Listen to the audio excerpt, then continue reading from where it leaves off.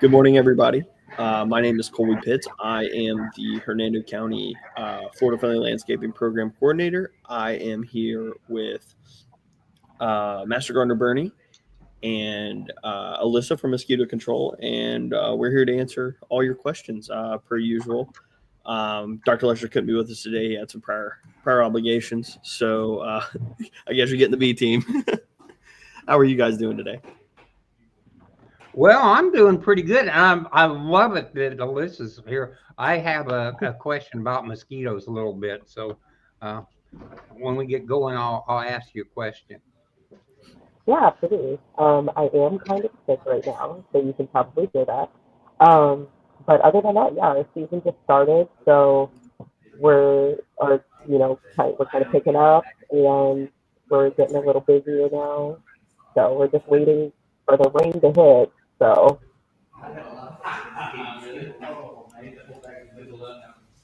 All right.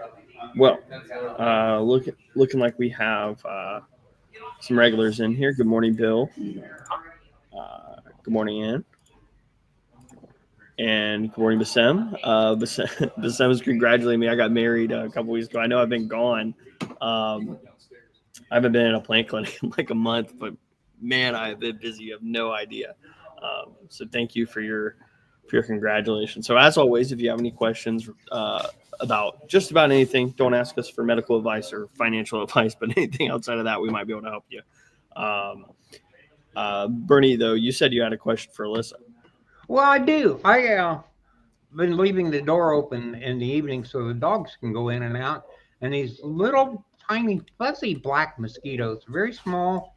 Uh, uh, I don't remember seeing mosquitoes like that. And they land on me. They don't really hurt. And then the next thing I know, I got a big bloody mess. If I smack one of them, I'm smearing blood. So I'm pretty sure they're a mosquito, but they're very small and they're very fuzzy. So I was wondering what they were, if it makes any sense. so they might be 80 mosquitoes. They could be no um, very small, so that definitely um, might be it. Your But audio they is could be breaking up. You- I just want to make sure we're all on the same page, but I don't okay. want if we were. See if I can. If you're on your phone, All right. whatever Can you you hear just me? did, that is so much better. Yes, you got it. That's a lot Okay. better. Okay, perfect. So they might be Aedes mosquitoes. They could be from container breeding, things like that. So it could definitely be just it's the start of the season. They're hatching off and they're starting to become more prevalent.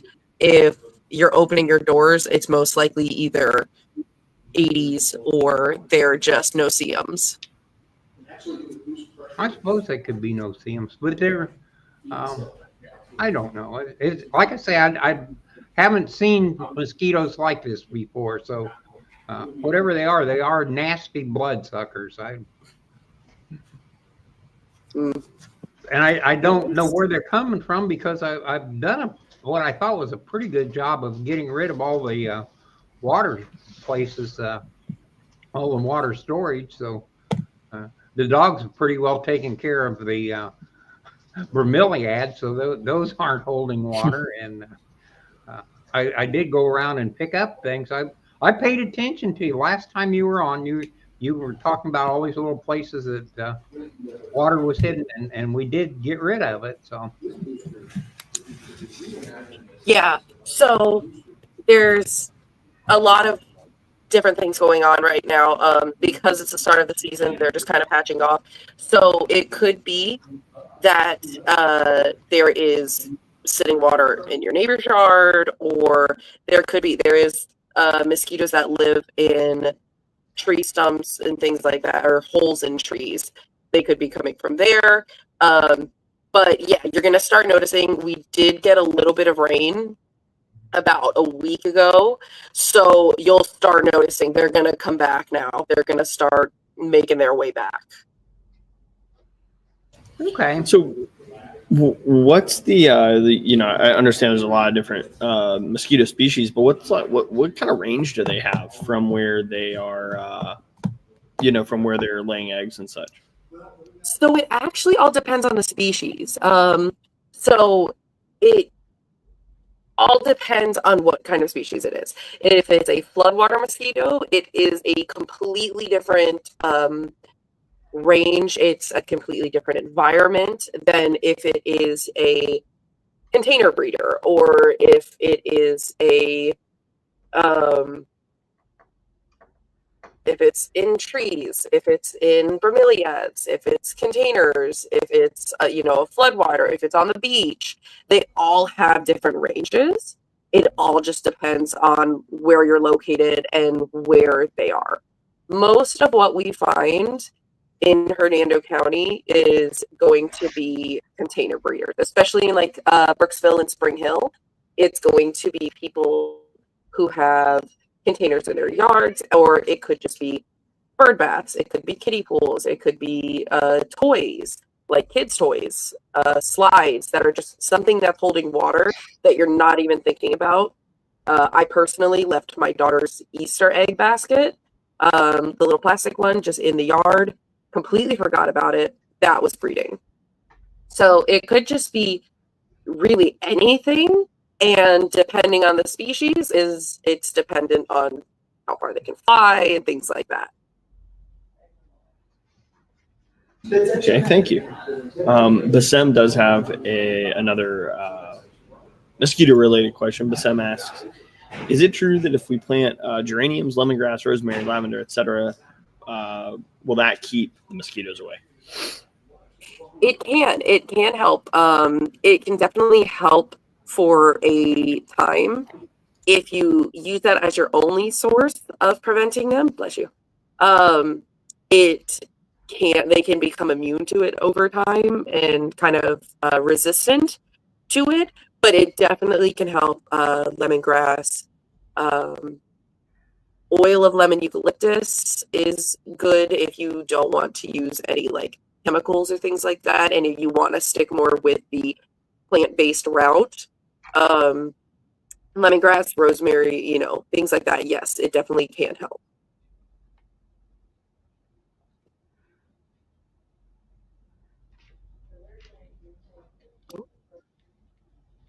Oh, I think you're muted. Yeah, you're muted, Colby. Whoops. I was under the impression that planting the plant itself wasn't what.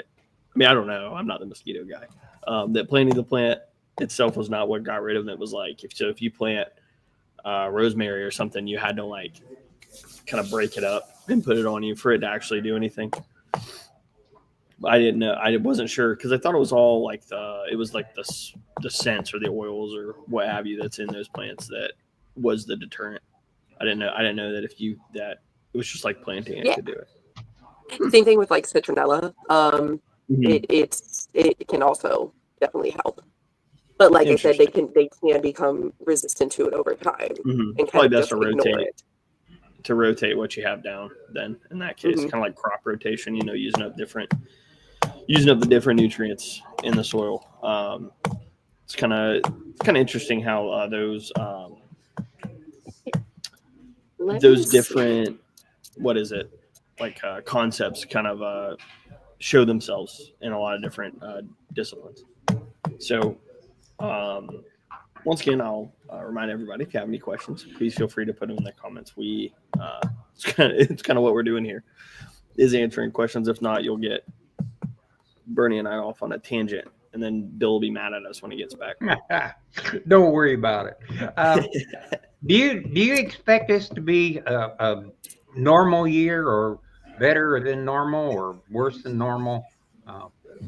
How is it? So last year was rough. Last year was not great. We didn't have a lot of rain in the spring, which directly can contribute to if it's going to be bad during the summer. So far we have not gotten a lot of rain. The next rain I think we're supposed to have is, I think it's next week. My director and I discussed it yesterday. So if we don't have a lot of rain in the spring, it can definitely affect how the water is going to sit in the summer. And that can affect the mosquito populations, because if there's more sitting water, it can definitely negatively impact us. And it didn't help that we had 2 hurricanes back to back. So it was a really rough year last year. And we're hoping that it won't be as busy as it was last year. Yeah, I was reading one of the researches they were doing that one of the particular mosquitoes had a very narrow range of temperatures that it lived in, and they felt that possibly with global change in temperature, that maybe that would move their range or affect the mosquitoes to where they wouldn't be as big a problem in certain areas. And they did a bunch of lab growing of mosquitoes, and it turns out the mosquitoes are able to reaccustom themselves very, very quick. So it turns out that that's not going to have any effect, or they don't believe it will have any effect, because mosquitoes have the ability to reaccustom to just about anything. Very, very, very few generations. It doesn't take long at all. So that's kind of sad. Yeah. So even if, like, let's say we use a certain product for an extended period of time, we're just continuously using a product and spraying it, they can even build up a resistance to that. So they're constantly like evolving and changing and things to their environment and what is going to be best for them. And it's very wild, because they're constantly just evolving in that sense. Maybe to give a little background to how that works. You're talking about a species, a class of organism whose life cycle is very fast, right? So you have to think, it took humans a very, very long time to change, right? To evolve from whatever came before. But that's because we live like 80 years. So these mosquitoes live days, and in the extreme cases, sometimes hours, right? So their life cycles are so fast that they're able to develop resistances to resistances to what we're trying to do to kill them very, very quickly, because like they're reproducing at such a quick rate. That's kind of why you see, like, it's exponentially faster for small, quickly reproducing organisms to evolve and change and develop those resistances. It's kind of why antibiotic resistance is so prevalent, is because these bacteria are things that, or the bacteria, the pathogens or whatever, reproduce so quickly. It's super, super interesting, but there's always a little bit of logic behind it. I also want to highlight, we have Teresa in the background today, and she's given us all, if you ever want to implement any of the things we talk about today, all of that information is available. UF has a whole lot of articles online about at home mosquito control, things that you can do, not only to control them at your home, but help out your local mosquito control. And then I think that this link right here, the last one that she posted, looks like it's contact information for if you're not in Hernando County and you don't have the pleasure of Hernando County's mosquito control working for you. You do have one in your county. Isn't it that every single county, like by state law, has to have mosquito control? I remember hearing you say something along the lines there. Yes. All of them do. Some of them have very large organizations. Some of them, like us, we are a very small team. We're a very small but close-knit team. So we have 6 techs right now. Some other counties in North Florida only have 1 tech, and they actually work for the health department. And then some have 20, 30, 40, 50. So it all just depends on the size of the county and funding and things like that. But yes, everywhere you go in Florida, you'll find mosquito control. Has the disease thing changed at all? Is there any new diseases that are mosquito carried, or any change in the diseases that we already have? That's one of those things. People really get concerned. If you're getting a lot of mosquito bites, what are the odds of getting some terrible disease and ending up in the hospital from it? So there's not really any new ones. They're always prevalent, especially with travel related things. If you're traveling to South America or if you're traveling to Africa, you don't take the necessary precautions, you can come back and bring something back. However, we have been very lucky in Hernando County. We have not had any like locally acquired things in recent history. We had a few West Nile positive chickens last year, but thus far we're pretty good. It's a lot of times people will bring back things from traveling. So if you're traveling to Puerto Rico or South America, we do get those kind of cases, and our director and the health department work closely together so that if somebody does come in with a travel related case of, let's say, dengue, we take the necessary precautions and handle that. But as far as locally acquired, we have been very lucky in the recent years that we have not had anything really going on. How about a question that's kind of tough? Do you get sufficient money to do the work you need to do, or are you kind of restricted in your ability to accomplish things because of funding? If you don't want to answer that, I understand. I'm trying to hear it. My phone is just not.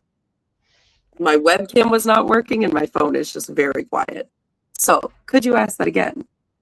Are you receiving enough funding to take care of all the services that you wish to provide, or are you short on funds? That's a loaded question. That we receive local funding and we receive state funding, and we do the best with it that we can. So, of course, everyone always wishes they had more, but our director is very good with putting the money and funding and budgeting it where we need to budget it. So we have a nice budget for outreach. So things that we have a trailer, we go to different outreach opportunities. We do surveillance. So we do put money into surveillance and different ways we can go around the county and see what's breeding, where is breeding, and how many.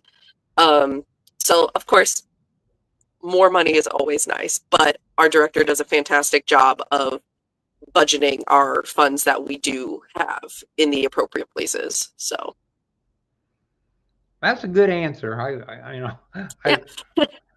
You did a very good job, and I appreciate it. And that is an awkward thing.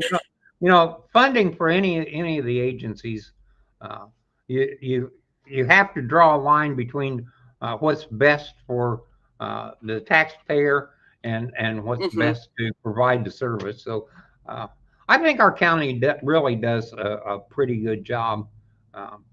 I'm amazed. The county next to us has airplanes and helicopters, and I just wonder, are there situations so much different that they're having to do mosquito control in ways that we don't, or is theirs kind of the Cadillac system and ours is the hard work system? So Pasco County is actually what's called an independent taxing district. So we're a county program. They're on your tax bill as a completely separate item. So their funding is very different than ours. They have their own commissioners and things like that specifically for mosquito control. So yeah, they have the helicopters and things like that. And they're using them relatively frequently, but not every time they bring them out are they spraying. They are also doing surveillance, and they're seeing areas that they might not be able to access, and if it could possibly be breeding, or if there's areas they could be sending the trucks out. So they do have the helicopters and things like that, but they're not always using them just for spraying. So, and we do not have helicopters. Thus far, we don't have an aerial program. We are working with drones and things like that. We're getting kind of more acquainted with them. So our techs and our director we do have a surveillance drone that we're trying to see if we can access areas like the marshes and things like that we might not be able to access normally with a spray truck or our boat, to see where we can improve. And so last year we did call in an aerial team because of the 2 hurricanes back to back, but only in situations like that do we actually call somebody in to help us, because we don't have an aerial program. So How far do the mosquitoes move? If you have coastal mosquitoes and you live in the center part of the county, would you expect to see those mosquitoes move into the center part of the county, or do they stay? no, unless there's strong winds that are going to be bringing them in, like inland. No, their distance is relatively small, like a mile or less. But if there's strong winds, hurricane force winds, they can be brought inland. So Okay, so if you're a half mile away from what would be considered breeding grounds, a marshy area, a swampy area, is that far enough away that you probably won't see the mosquitoes from the marshy area? yes, that can be an area. We do focus a lot on, especially Hernando Beach and with Lacucci. We do go out and we have our techs go out there frequently to check what's breeding, because we know there is large bodies of water and water sources. So our guys are constantly out there checking for what's going on, what's breeding, and how often things are hatching off. So each of our guys has kind of a different part of the county they go to and that they focus on. Not to say that they don't go to other parts, but a lot of them focus on one side of the county specifically. And that's where they're going and checking constantly. And they're checking on drainage ditches, and they're checking anything that could be happening on their side of the county, and then make the best decisions for what's going on. But yes, Hernando Beach and inland by the Withlacoochee River, kind of in like Ridge Manor area. We're always over there. Approximately how many different species do we have in Hernando County? So that's a fun question. So there is over 3,000 species of mosquitoes. In the state of Florida, there's over 80. In Hernando County, we have about 40, and then about 12 of them are pest species, which are the ones that we're actively going out and trying to keep from bothering everybody and annoying everybody. So we have 40 in Hernando County. 12 are the ones that are going to be annoying you, that we're actively going and fighting against. Are they area specific? Would you normally expect to have just one particular pest mosquito, or do you have several in the same area on a routine basis normally? So that's a good question too, actually. They do all have their own environment and their own little niche of an area where they live. However, they can overlap. So you might have, after a hurricane or storm, you might have floodwater mosquitoes, but you might also have container breeding mosquitoes, because there's water getting contained in an area. So yes, they do all have their own little space and habitat, but they can overlap in areas. Do you still provide mosquito fish for areas of little permanent standing waters? We do. We still have mosquito fish. They're no longer at our office. They are located off-site.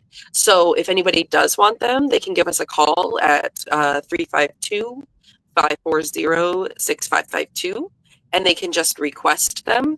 And one of our techs will bring them out. They'll see if it's going in a trough or if it's going in a pond and determine how many they can put in there. And they're very hardy. They're resilient little fish, and they breed very quickly. So you might start off with 6 and get quite a few more in a month's time. So yes, but we do still supply them. They're still free to the county. They just have to give us a call, and our tech will come out and bring them out. Everybody kind of cringes when the mosquito truck comes by and sprays. Half the people think you're poisoning them, and the other half of people think you're not spraying enough stuff.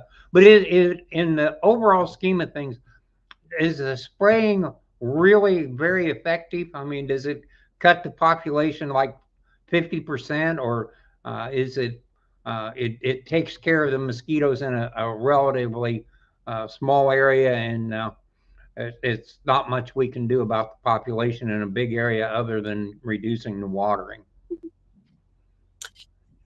Bernie, you got all the good questions today.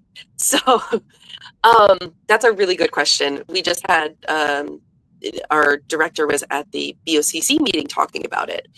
A lot of people call us and assume the minute they call us and say, hey, I want the truck, we are going to send the truck out. However, under Florida law, we have to have our techs come out and check out what's going on. And certain mosquitoes are only active during the day. And then there's certain mosquitoes that are only active during the night. So if we send the truck out, but we're only finding day-biting mosquitoes, that's not going to help, because it's not going to be getting the day-biting mosquitoes because it comes out between dusk and dawn. So it's very prevalent that our techs come out and check out exactly what mosquitoes they're finding. And from there, they determine the best treatment option. So in the season, you'll start, we post on Facebook about every time we send out the truck and where it's going to be. And the way it works is the sprayers do not work after a certain speed limit. So you'll never see us spraying on 50 or 19 because the speed limit is just way too high. It's not going to be effective. For places like Spring Ridge and things where it's like a neighborhood, speed limit slower, you can see us out there, and it is effective. You'll see exactly where we're spraying. We usually spray in smaller areas at a time, so a couple streets at a time where we're finding a problem. But yes, it is. We try not to send out the truck as often if we're not finding night-biting mosquitoes. But yes, we still do. We use them. We got our backpack sprayers. We got lots of goodies. So, are we ever going to have another tire amnesty day? Is that something that your office yes. thinks about? So we're really working on it. It's regarding funding. We're getting permits, locations. We have to find locations to do it because you do need a very large area to put the dumpster for the tires. But yes, we are actively working on trying to figure out when we can do the next tire amnesty day. As of yet, it's TBD. But yes, we know the county wants it and we're working towards it. It's just a lot of moving parts that we have to get sorted out first. I've got a couple tires I've been waiting, so yeah. I remember you. Have you had any in the past 3 or 4 years? Mm-hmm. Okay, but yeah, we had it. The last time we had it, I think it was post COVID. But it's just getting the funding, the permits approved, locations. it's a lot of moving parts. So, but yes, we are working. Our director is trying to get, things situated. So we're trying to figure something out. Very good. I think that's pretty much the questions I had. So, Oh, cool.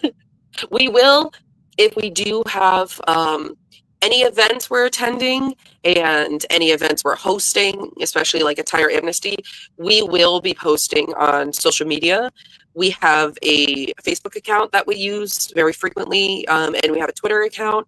So we will be posting on those if we do have a tire amnesty. And we'll most likely be creating print products to also put around local government buildings so that people, if they may not follow us on Facebook, they can also still see that we're doing it. So, but yes, if we do have anything going on, we will post it on our Facebook. what's the most effective personal product to use to keep the mosquitoes off of you? In regards to like an insect repellent? Yeah. So anything with DEET, we always say you can follow the 5 Ds, one of them being use a insect repellent with DEET, picaridin, IR 3535, and if you don't want to use any kind of chemicals or things like that, oil of lemon eucalyptus. Those are the 4 that we kind of promote and tell people to do. And anything with DEET, you can just go to Lowe's, Home Depot, Walmart, Target, and find an insect repellent, and it'll say right on it if it has DEET.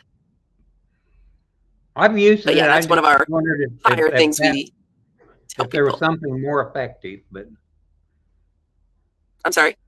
I say I have used DEET, and I was just wondering if that was the most effective thing I could get. Yep. Is, that's so. what we suggest. There's probably things that might be more effective, but like you start buying it, you get on a watch list type of thing. It's pretty much illegal to process or possess.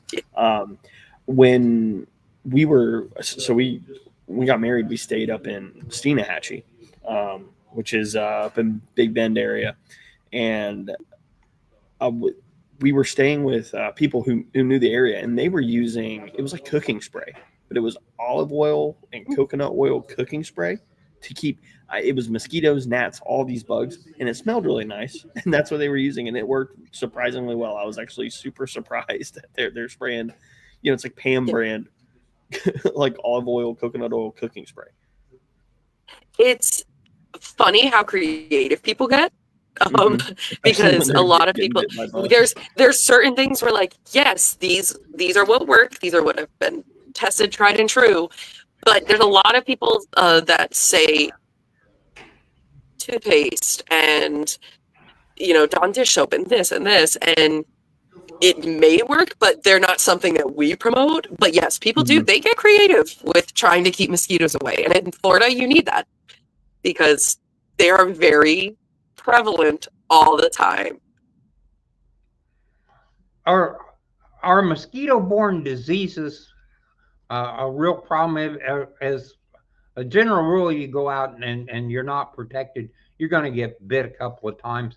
Are the odds pretty much that you will not get some mosquito-borne disease here, or the disease is fairly prevalent and it really is important that you protect yourself? So that's another question with it all depends on travel related or if it's locally acquired. In Hernando, we are pretty good. If there's an outbreak in South Florida, we're far away enough that we're relatively good. There are places in Florida that are more susceptible, and that you might have more of a chance. But in Hernando County, we've been pretty good. We're centrally located. We're not super overpopulated. We don't have people, a lot of people at least, going from here to Puerto Rico where they might have dengue and coming back, and thousands of people doing that on a bi-weekly basis where they could be bringing it back. So we're relatively good at Hernando. as for now, at least. That could change, Yeah. Whatever. But yes, as of right now, no, we're pretty good. I have people come in every once in a while and talk about this really mammoth mosquito, and I really think that it is a fly. There is a fly that looks pretty much like a mosquito, but it doesn't really bite. And I was just wondering what is the size of largest mosquito, actual true mosquito that we would run into in Hernando County? So that's another thing where they have completely different ranges. So there's ones that are very small. It's the regular mosquitoes you'll see every day, but then there's also things like elephant mosquitoes, and they can get relatively large for what you would think a mosquito is. When people see crane flies, they think they're mosquito. But if anybody watching this looks up an elephant mosquito, you'll see the difference in the sizes. Yeah, I'll look that up after we're off the air here. So I like the name elephant mosquito. That just sounds like something to avoid.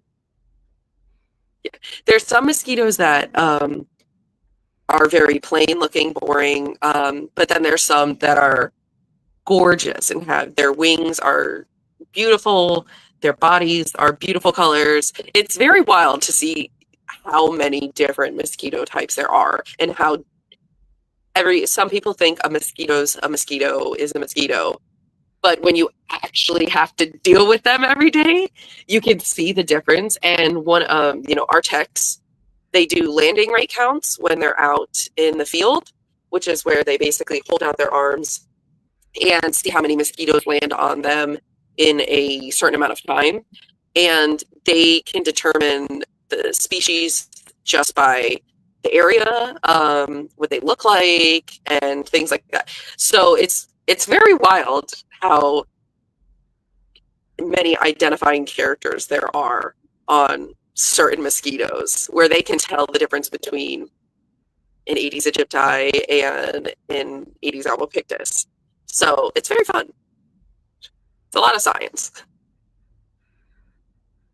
We've got several people in the office that are bug people, so it's amazing how you say that there's some very pretty mosquitoes. It's like saying there's very pretty snakes to a lot of people. Mm-hmm. It's almost an oxymoron if you're not in the group, so to speak. So, but I do understand that there are some nice things in nature, and it's a shame that people don't get a better education on these things when they're young and learn to appreciate them. All these things serve its purpose, although it's hard sometimes to understand what a mosquito's purpose is. I just wondering, did any of the people watching have any questions? Feel free to jump in with questions at this point. We have, an expert on mosquito control, so take advantage of it. So. We also, if you ever need any education, or if anybody ever wants us to come to their kids' school, or if they want us to come to their HOA meetings or anything like that, they can always give us a call. It will be me most likely coming out. But yes, we love doing outreach. We love talking to groups of people. We love talking to communities and schools and things, and educating them on not only mosquitoes in our area, but just mosquitoes in general. So if anybody ever wants us to come out, they can always just give us a call. And it's all free. Buddy has a question here. Do thermocells work well? They can, yes. They can. It's like if you're camping and things like that. Now, if you're using them constantly at your house, it's the same thing, where they can get built up, build up an immunity to them, and it won't be as effective. But yes, if you're camping, they can definitely work. I use them personally when I'm camping. I say my stepdad uses them. He brings all the stuff for him. So in my experience, when especially when we're out in the woods hunting or whatnot, everyone always has at least one thermosol. Someone's got one lying around. It's they're really nice to have if you're freshwater fishing or something. It's always nice to have one. We keep them with us. Anne has a question. No-see-ums are terrible at twilight and before rain in mangrove areas. Do you have a suggestion on how to keep them down? So unfortunately, they're very similar to mosquitoes in that they need water and are around water constantly. So if you're in water or around water, they're going to be relatively prevalent, especially in Weeki Wachee. And we can try and spray, but unfortunately, our drop sizes are usually too big, and they don't do a lick of difference. So, yeah, unfortunately, no-see-ums are one of the not great parts about living by water. Because we can work on the mosquitoes. The no-see-ums, they take us down. They're, especially when we go to Jenkins Creek or anything like that, they're bad. But you can also work against no-see-ums? Does DEET work against the no-see-ums? It definitely can. So this is a personal use. I bought Bug X wipes on Amazon, and I used them before we went to Swamp Fest, and they worked relatively well. So insect repellent, you can definitely use insect repellent against no-see-ums. But as far as getting rid of them, unfortunately, we just can't do anything about it.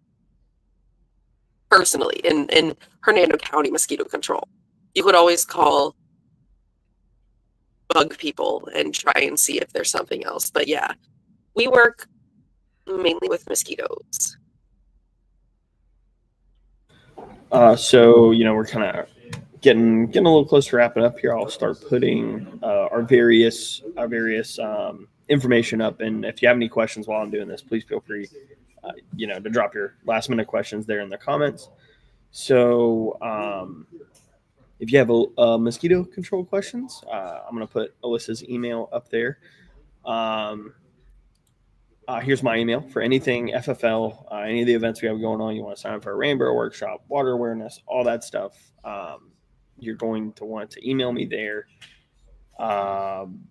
As I was describing before we started broadcasting this morning, we have a new phone system, so I'm not even going to bother with our phone number. Just please send me an email. I'm still working through the kinks with that. And here's my link tree. Once again, you can find all the information for all of my any program that's FFL related or adjacent. It's going to be right there. If you want to talk to Bernie, call him. He's there all day on Thursdays at the extension office. If it's not Thursday, someone else will be able to help you. It just won't be him.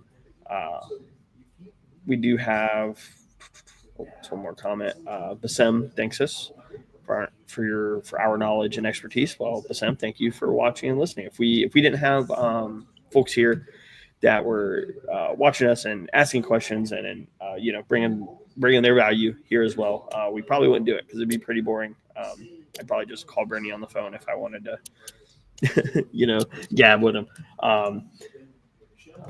Looking through the information here. The Master Gardener Nursery, open on Wednesdays and Saturdays from 9 to 12. Stop by there, get some Florida-friendly plants. They got a lot of good stuff and a lot of people who know what they're talking about working there. And all of the extension-related stuff, they have a very active Facebook page. You can follow them there to find things like Plant Clinic or other classes, things like that they're participating in. And thanks us. Well, thank you. And any last minute things you want either you guys want to leave our audience with? Well, our next event that we're going to, our next public event is going to be at the Hurricane Expo on June 7th. Are you going to be there, Colby? I've not received my invitation yet. Okay, And well, I was going to say they're sending that's all I sign-ups have to out. say So about the Hurricane Expo. I was going to say they probably just already put you down. They said he's going to come. But yeah, so we'll be at the Hurricane Expo. I'm going to force Colby to also come. So, but yeah, if you guys want to see us in public, or if you need any service requests or anything like that, you can always give us a call at 352-540-6552. And yeah, that's it. I thank you, Alyssa. I really appreciate the answers. Yeah. I'm always amazed that you've always got an answer. So that doesn't always happen here. We have been known to say we'll get back to you on that, but you answered everything very well, and we do appreciate it. So thank you. I'm really big on I'll figure it out. Yeah. Not sure. I'll figure it out. I will try to come on again a little further into the season, around like July, August, when it starts getting real nasty. So, and then we'll talk again about how things are going. All right. Well, with that, I think we're going to go ahead and wrap up. Once again, I want to thank everybody for watching and listening today, and I want to thank Alyssa and Bernie for being here with me. So, seems like we'll see you next week. Bye. Bye.